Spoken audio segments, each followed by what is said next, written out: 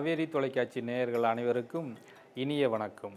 இன்று நலம் நாடி என்கின்ற இந்த மானிட இனத்திற்கு பயனுள்ள மருத்துவ நிகழ்ச்சியில் நாம் காண இருப்பது ஒரு தாது விருத்தி மருந்து ஆகும். இந்த மருந்து செய்ய தேவைப்படும் பொருட்கள் பாதாம் பருப்பு ஒரு 10 கிராம் மற்றும் பிஸ்தா பருப்பு மற்றும் மூலிகை என ஓரிதழ் தாமரை பொடி சிறிது மற்றும் முந்திரி பருப்பு போன்ற பொருட்களை சிறிது சிறிதாக எடுத்துக்கொள்ள வேண்டும்.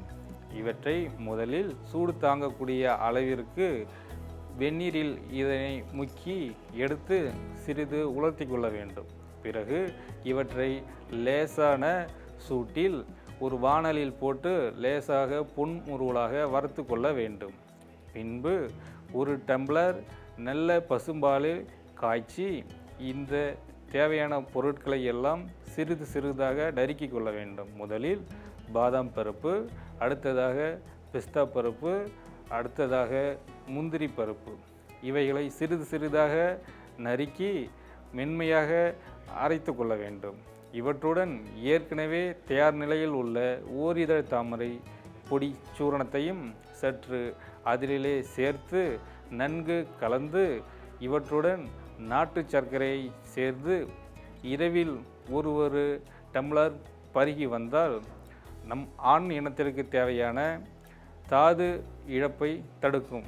மேலும் நீர்த்து போன விந்துவை கெட்டிப்படுத்த செய்யும்.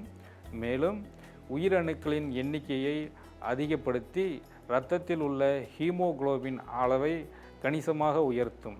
இதை தொடர்ந்து சாப்பிட்டு வரும் நிலையில் உடலுக்கு தேவையான அதிகப்படியான ஆற்றலை அளித்து சுறுசுறுப்பு, வலுவான, திடகாத்திரமான ஒரு உடல் அமைப்பை இந்த 3 பொருட்களும் சேர்ந்து தரும் என்பதில் எந்த ஒரு மாற்றமும் கிடையாது.